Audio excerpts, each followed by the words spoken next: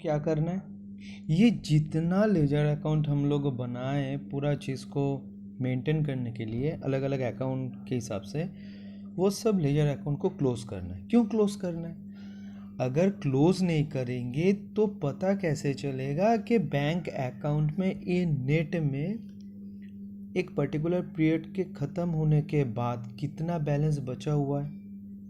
देखो, ये जितना डेबिट साइड में जो एंट्री हुआ है इसका मतलब ये बनता है बैंक एपीए रिसीवर तब ना जाके डेबिट हुआ। मतलब तुम्हारा जो बैंक है, या तो फिर सुमित का या तो फिर रमन का, जो भी मान लो, वो अकाउंट ये रिसीव किया, मतलब वो बैंक में इतना पैसा आया। और bank account that is artificial personal account giver,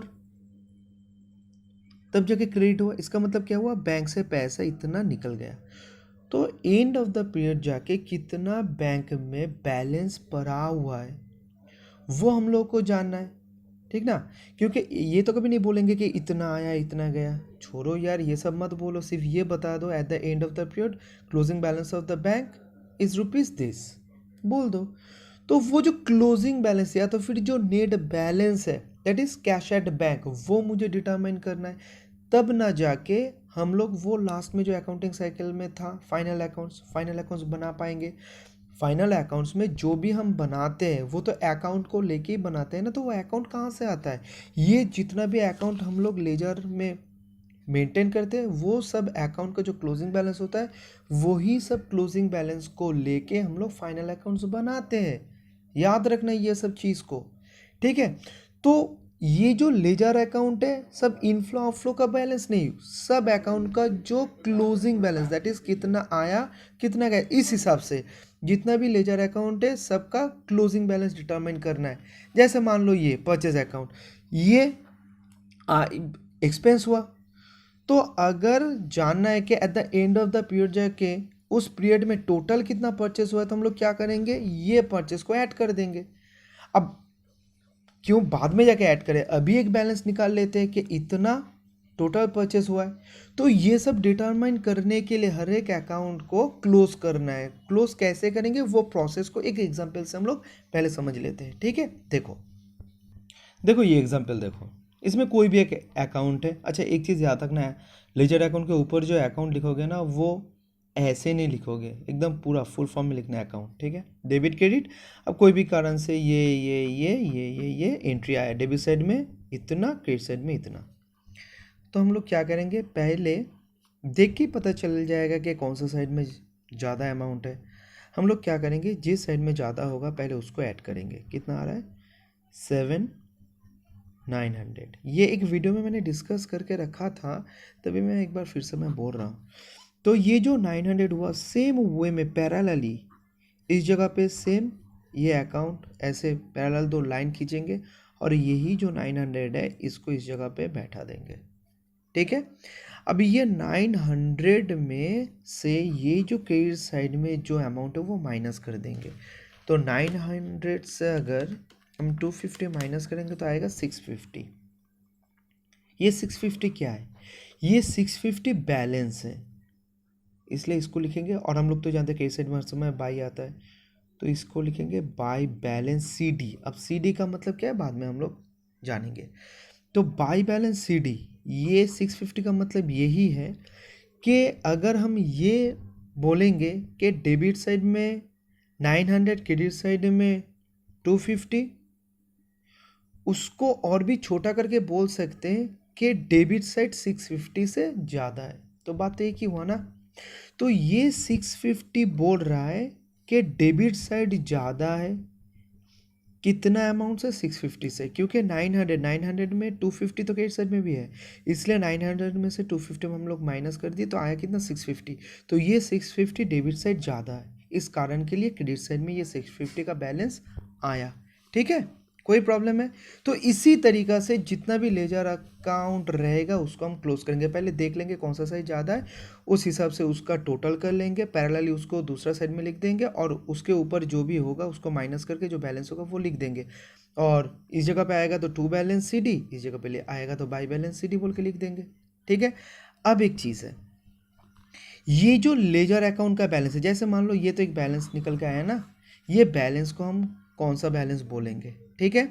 जैसे इसको हम बोलेंगे डेबिट बैलेंस। जो पहला वाला मेरा वीडियो देख चुका है वो आराम से बोल सकते हैं डेबिट बैलेंस। क्यों? क्योंकि डेबिट साइड ज़्यादा है। ये देखो, ये पूरा डेबिट साइड है। डेबिट साइड 650 ज़्यादा होने के कारण से क्रेडिट साइड में ये बैलेंस आया, इसीलिए इसका नाम होगा डेबिट बैलेंस। ये कभी भी भूल से मत सोचना कि बैलेंस क्रेडिट साइड में आ रहा है तो इसको हम क्रेडिट बैलेंस बोल देंगे, नहीं, एकदम से नहीं। क्रेडिट बैलेंस उसी को बोलेंगे जब क्रेडिट साइड ज़्यादा होगा और उसके कारण से डेबिट साइड में बैलेंस आएगा, तब उसको बैलेंस को हम बोलेंगे क्रेडिट बैलेंस। तो ये बैलेंस कौन सा हुआ? Debit balance.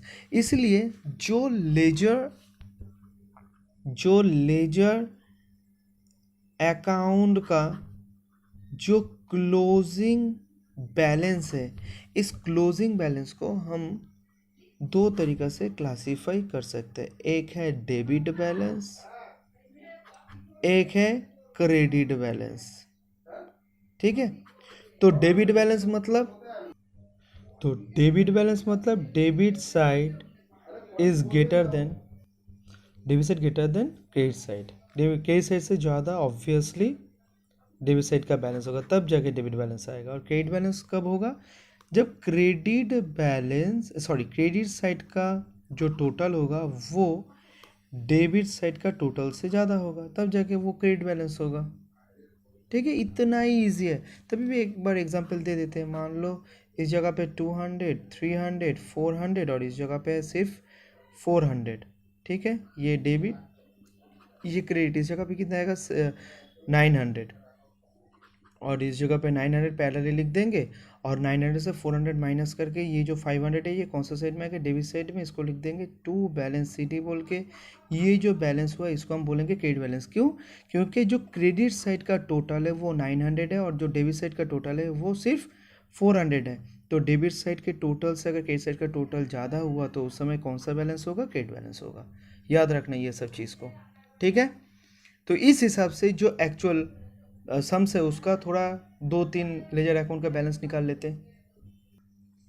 जैसे देखो ये परचेस अकाउंट, ये पूरा लिखने का कोई जगह नहीं है इसलिए मैं नहीं कर रहा हूँ। ये वाला देखो परचेस अकाउंट, इसको क्या करेंगे? ये जो डेबिट है इसको ऐड कर लेंगे सब। 36,000, 54,000, 44,100, 45,000 और 900, ठीक है। तो कितना आ रहा है? 1,80,000। अब ये 1,80,000 कहाँ पे लिखेंगे? इस जगह पे लिखेंगे, ठीक है। तो इस जगह पे क्या लिखेंगे? बाई, इसके ऊपर कुछ नहीं इसलिए लिख देंगे पूरा 1,80,000। और ये क्या लिखेंगे? By balance CD carried down, ठीक है। इसका मतलब क्या होता है बाद में हम लोग सीखेंगे। अब एक क्वेश्चन आएगा, ये क्वेश्चन में तो डेट नहीं था। अगर डेट रहता तो ये जो क्लोजिंग बैलेंस हम डिटरमाइन करेंगे इसका डेट कौन सा होगा, ठीक है। इस जगह पे हम क्या लिखेंगे? सिंपल सा आंसर। मान लो ये जो ट्रांजेक्शन्स है इलस्ट्रेशंस 2 का, वो अगर एक मंथ का हुआ, जो पीरियड है वो अगर एक मंथ का हुआ तो उस मंथ का जो लास्ट डेट है वो इस जगह पे आ जाएगा। अगर मान लो कोई ट्रांजेक्शन है पूरा साल का, तो पूरा साल का दैट इज पीरियड का लास्ट जो डेट होगा वो इस जगह पे आ जाएगा। क्योंकि जो books of accounts that is ledger account जो हम क्लोज करेंगे, कब का क्लोज करेंगे? हाँ, दिन ईयर एंड में जाके क्लोज करेंगे। और एक सिचुएशंस होगा जो बाद में जाके हम लोग डिस्कस करेंगे, मगर ये याद रखना जिस पीरियड का हम लोग बना रहे हैं जब उसका ही पीरियड का हम लेजर अकाउंट को क्लोज करेंगे तब उस पीरियड का जो लास्ट डेट होगा उसी डेट को इस जगह पे हम लोग लिख देंगे। जैसे ये ऐसा भी हो सकता है जो लास्ट ट्रांजेक्शन्स था वो मान लो 25 मार्च को लास्ट ट्रांजेक्शन्स हुआ है, तो तुम इस जगह पे 25 मार्च मत लिखना, इस जगह पे 31 मार्च ही लिखना। क्योंकि तुम एकदम लास्ट डेट आएगा तब जाके ये सब बुक्स ऑफ अकाउंट्स को तुम क्लोज करोगे, तो 31 मार्च, ठीक है। तो इस तरीका से तो ये जो बैलेंस आया ये कौन सा बैलेंस हुआ? डेबिट बैलेंस, ठीक है। इस तरीके से जितना भी लेजर अकाउंट है सबको तुम क्या करोगे? ये ऐड करोगे, इस जगह पे बैलेंस लिखोगे प्लस माइनस करके, तो वो आ जाएगा सब अकाउंट का डेबिट बैलेंस क्रेडिट बैलेंस सब तुम्हारे पास आ जाएगा, तुम्हें मिल जाएगा सब, ठीक है। तो ये जितना डिस्कशंस हुआ, ये डिस्कशन से तुम लोग को ये पता चल चुका है कि लेजर अकाउंट को हम क्यों क्लोज करेंगे, क्लोज कैसे करेंगे, क्लोज करके जो बैलेंस आएगा उसको हम डेबिट बैलेंस बोलेंगे या तो फिर क्रेडिट बैलेंस बोलेंगे, उसका कंसेप्ट क्या है वो भी समझ में आ चुका है। और एक चीज़ है कि ये भी हो सकता है कोई लेजर अकाउंट का कोई बैलेंस नहीं भी आए। इसे सोचने मत लग जाना। मान लो अगर कोई केस साइड में सेम फिगर है 100 है, इस जगह पे भी 100 है, तो बैलेंस क्या आएगा? बैलेंस कुछ नहीं आएगा। इस जगह पर भी 100, इस जगह पर भी 100, तो बैलेंस कुछ नहीं आएगा। तो लेजर अकाउंट और लेजर अकाउंट क्लोज रिलेटेड और उसका बैलेंस रिलेटेड जितना भी कंसेप्ट है वो हम लोग कर चुके हैं। उसका डेट क्या आएगा ये हम लोग कर चुके हैं, ठीक है। अब एक और चीज़ को हम लोगों को समझना है, ठीक है। वो चीज़ है जो इनपुट सीजीएसटी, इनपुट एसजीएसटी और उल्टा तरफ जो आउटपुट सीजीएसटी, आउटपुट सीजीएसटी और आउटपुट एसजीएसटी है, इसका एडजस्टमेंट करना है, ठीक है। मान लो ये सिचुएशन है, इनपुट सीजीएसटी एसजीएसटी कितना है 2000 और आउटपुट सीजीएसटी एसजीएसटी कितना है 1500 अब इसको क्या करना है? एडजस्ट करना है। एडजस्ट करना है। एडजस्ट मतलब जो पहले क्लास में डिस्कस हो गया था कि ये जो आउटपुट लायबिलिटी है, आउटपुट टैक्स है, इससे जो इनपुट वाला ऑलरेडी तुम पे करके रखे हो at the time of purchase, इसको क्या करोगे? इसका बेनिफिट ले लोगे। उसी को हम लोग क्या बोलते हैं? CENVAT credit. इनपुट टैक्स का क्रेडिट हम लोग लेंगे। वो जो हम लोग क्रेडिट लेंगे ना, जैसे क्रेडिट का कैलकुलेशंस दिखा देते हैं। मान लो ये वाला आउटपुट सी, इस जगह पे लिखो CGST और ये SGST 1500 लेस इनपुट, ठीक है। तो CGST कितना है? हम लोग सब रूल जानते हैं, ठीक है, किसके साथ क्या एडजस्ट होगा नहीं हो पाएगा ये सब कुछ। तो ये 2000 में सिर्फ हम 1500 को यूज़ करेंगे और SGST में है मेरे पास कितना 2000, मगर आउटपुट लायबिलिटी कितना है 1500, तो 2000 में से सिर्फ 1500 को यूज़ करेंगे। तो ये क्या हो गया? नील, कुछ पेमेंट नहीं करना है। उल्टा उल्टा इनपुट CGST में अभी भी बैलेंस कितना है 500 और SGST में बैलेंस कितना है 500। कैसे था? तो 2000 में से तुम बेनिफिट ले 1500 का, तो ऑटोमेटिकली अभी भी तुम्हारे पास 500 इनपुट CGST है और इनपुट SGST कितना था 2000, उसमें से आउटपुट SGST का बेनिफिट कितना लिया 1500। तो अभी भी तुम्हारे पास इनपुट SGST का बेनिफिट लेने के लिए तुम्हारे पास कितना बचा हुआ है 500। अब देखो, ये तो हम लोग नॉर्मली जैसे कैलकुलेशंस करते उस हिसाब से हम लोग कर चुके हैं, मगर एक चीज़ उस दिन हम लोग डिस्कस किए थे कि अकाउंट्स में अगर एक पैसा का भी इधर उधर होगा तो उसके पीछे में एक ऑब्वियसली जर्नल तो रहेगा ही रहेगा। विदाउट जर्नल अकाउंट्स में कुछ नहीं होता, दैट इज एक पत्ता भी नहीं हिलता है। तो वो जर्नल क्या है? पूरा ये एडजस्टमेंट का, क्योंकि तो हम लोग तो एडजस्टमेंट से कर रहे हैं ना इनपुट के साथ आउटपुट का। तो ये जो कर रहे हैं तो इसके पीछे एक जर्नल तो देना होगा जो अकाउंट्स में वो इम्पैक्ट अल्टीमेटली वो देगा। तो वो जर्नल क्या है? ठीक है, जर्नल क्या है सुनना बहुत अच्छी तरीके से। देखो याद करो, जब हम लोग वो जर्नल, ट्रांजैक्शन जर्नल हम लोग सीखे थे ना, दो टाइप का जर्नल होता है। एक ट्रांजैक्शंस को रिकॉर्ड करने के लिए और एक है एडजस्टमेंट्स करने के लिए। ट्रांजैक्शंस को रिकॉर्ड करने के लिए हम लोग गोल्डन रूल को फॉलो करते हैं, मगर एडजस्टमेंट करने के समय जो जर्नल प्रॉपर में कवर होता है उस समय हम जर्नल जो गोल्डन रूल है उसको हम उतना अच्छी तरीके से या तो फिर ठीक उस तरीके से हम लोग यूज़ नहीं करते उसको, गोल्डन रूल को। तो इस जगह पे हम लोग क्या करने जा रहे हैं? एडजस्ट करने जा रहे हैं। तो एडजस्ट करने के पहले हम लोग ये देखेंगे, जब हम लोग आउटपुट GST को रिकॉर्ड किए थे उस समय क्या किए थे? इसको 2 किए थे। और इनपुट जो GST है जब उसका ट्रांजैक्शन जर्नल हुआ था उस समय इसको क्या किए थे? हम लोग डेबिट किए थे। इसको क्रेडिट किए थे, इसको डेबिट किए थे, ठीक है। तो अगर ये दोनों में अभी सेट ऑफ करना है या तो फिर एडजस्ट करना है तो क्या करना होगा? ये जो क्रेडिट है इसको डेबिट में लाना होगा और ये जो डेबिट है इसको क्रेडिट में लाना होगा। तब जाके इसके अंदर में जो बेनिफिट है 2000 का, इसमें 1500 का तुम बेनिफिट ले सकते हो। और ये जो 1500 का जो अमाउंट तुम्हारा क्रेडिट बैलेंस है उसको तुम काट सकते हो किसके साथ, ये जो इनपुट जीएसटी डेबिट के साथ। तो इसलिए जो 2 करके रखे थे उसको अब क्या करना होगा, उसको डेबिट करना होगा। तो जर्नल क्या आएगा, output CGST account debit, output SGST account debit to input CGST account to input SGST account. इस जगह पे आएगा 1500 1500 और इस जगह पे आएगा 15500। बहुत अच्छी तरीके से सुनना। अब क्या हुआ है देखो, जो ये था दोनों काट गया, क्रेडिट था उसको जब तुम डेबिट कर रहे हो तो वो काट गया ऑटोमेटिकली। अब काट गया मतलब एडजस्ट कर रहे हो, यही वाला ये लेस कर रहे हो, इनपुट से ये लेके 1500 को काट रहे हो तुम, तब जाके नीला आया। तो इसलिए ये जो है आउटपुट सीजीएसटी और आउटपुट एसजीएसटी को काटने के लिए क्या करना होगा, फंड चाहिए। तो फंड कहाँ से ले रहे हो, इस जगह से, इसलिए इसको काटने के लिए क्या करोगे, क्रेडिट बैलेंस से इसको डेबिट कर रहे हो। अब ये चाहिए कितना, 1500 1500, तो इस हिसाब से इनपुट को लगाओगे कितना, यही तो लगाए हो, तो वही तो मैंने इस जगह पे किया 1500 1500। अब देखो ये जर्नल पास करने के बाद क्या बचा हुआ है, नेट इम्पैक्ट क्या है, अच्छी तरीके से समझना। इनपुट जीएसटी कितना था, 2000 डेबिट बैलेंस था, और इसमें कितना था 1500 ये क्रेडिट बैलेंस था। तो ये दोनों हट गया 1500 और इनपुट जीएसटी से 1500 दोनों हट गया।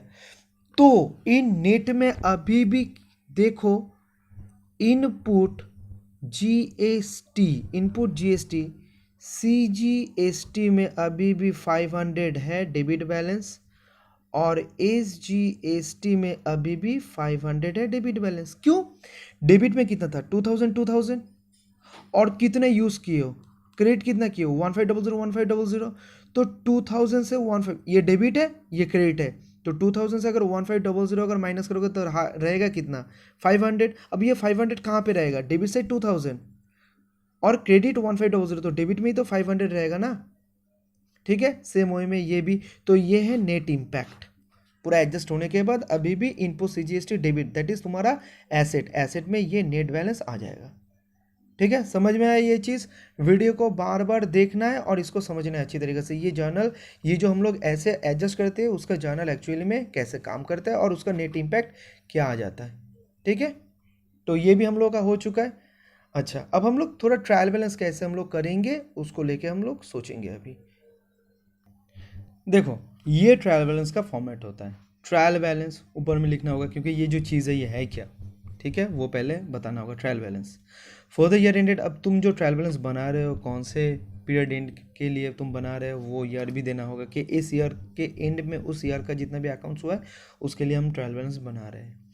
और पर्टिकुलर्स एलएफ, कौन से लेजर बुक के पेज से वो बैलेंस को उठाए हो वो नंबर इस जगह पे आ जाएगा, जो साइलेंट रहता है इस जगह पे।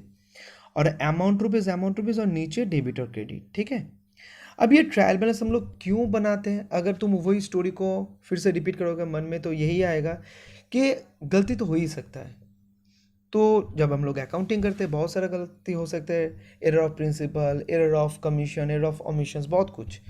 तो वो एरर फाइनल अकाउंट में ना चले जाए इसलिए पहले एक फ़िल्टर को बैठाना होगा, जो फ़िल्टर हम लोगों को अल्टीमेटली हेल्प करेगा कि अकाउंट्स में कुछ गलती है या तो फिर नहीं है। अगर है तो वो डिटेक्ट करके वो दिखा देगा, जिसके ऊपर बेस करके हम लोग रेक्टिफाई कर सकते हैं। तो उसी कारण के लिए हम लोग ट्रायल बैलेंस को बनाते हैं, ठीक है।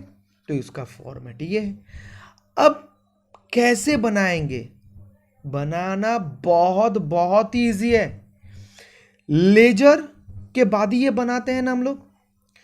तो लेजर का जो बैलेंस होगा वो लेजर का नाम इस जगह पे लिखना है। जैसे मान लो परचेज अकाउंट, एक ही तो लेजर का हम लोग बैलेंस निकाले थे, तो वो परचेज अकाउंट का जो बैलेंस डिटरमाइंड हुआ था दैट इज डेबिट बैलेंस, ना क्रेडिट बैलेंस। अगर डेबिट बैलेंस है तो डेबिट साइड में बैठा देंगे उसको, वही फिगर को। अगर क्रेडिट बैलेंस तो क्रेडिट साइड में बैठा देंगे उसको। बस हो गया, ऑटोमेटिकली मैच हो जाएगा पूरा ट्रायल बैलेंस। तो देख लेते हैं। ये देखो परचेज अकाउंट एक ही हम लोग किए थे, तो परचेज अकाउंट को 1,80,000 आया था, 1,80,000 बैलेंस भी 1,80,000 का आया था। और ये जो क्रेडिट साइड में बैलेंस आ रहा था, क्यों?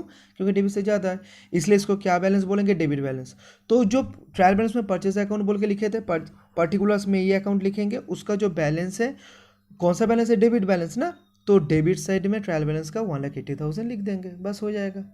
ऐसे करके जितना भी लेजर अकाउंट है सबका बैलेंस ऊपर का अकाउंट का नाम लिखेंगे, और जो बैलेंस आ रहा है उस हिसाब से हम लोग, अगर जैसे इसका क्रेडिट बैलेंस आएगा तो संजीव अकाउंट बोल के, क्योंकि बैलेंस कहाँ पे आएगा? इस जगह पे आएगा। बाय बैलेंस सीडी बोल के इस जगह पे जो बैलेंस आएगा, इस बैलेंस को ट्रायल बैलेंस के क्रेडिट साइड में हम लोग लिख देंगे। तो परचेज अकाउंट का डेबिट बैलेंस था ना 1,80,000, और संजीव का कुछ 30,000 कुछ ऐसा था, मान लो 42,000। तो उसका क्रेडिट बैलेंस था, क्योंकि बैलेंस डेबिट साइड में आ रहा था, क्रेडिट साइड ज़्यादा है, इसलिए वो क्रेडिट बैलेंस है, उसको इस जगह पे लिख देंगे। तो ऐसे तरीके से जितना भी लेजर अकाउंट होगा, लेजर अकाउंट को क्लोज करेंगे, उसका बैलेंस निकलेगा, जो भी बैलेंस होगा ट्रायल बैलेंस के उस अकाउंट में बैठा देंगे। अगर लेजर का डेबिट बैलेंस हुआ तो ट्रायल बैलेंस का डेबिट साइड में बैठा देंगे। अगर लेजर अकाउंट का क्रेडिट बैलेंस निकला तो ट्रायल बैलेंस का क्रेडिट साइड में बैठा देंगे, वही अकाउंट का नाम देके। बस ऐसे अगर करेंगे, अगर हम लोगों का सम सही है, तो लास्ट में जब तुम टैली करोगे ना, ये डेबिट साइड में जितना टोटल होगा और क्रेडिट साइड में जितना टोटल होगा, दोनों साइड मैच होगा ही होगा, क्योंकि ये डुअल कंसेप्ट में होता है। सेम अमाउंट दोनों तरफ डेबिट और क्रेडिट में एंट्री होता है, ठीक है, इसलिए दोनों मैच होगा ही होगा। अगर नहीं मैच हुआ तो सम्स में कोई किसी जगह पे हम लोग का एरर है, वो इंडिकेट कर देगा।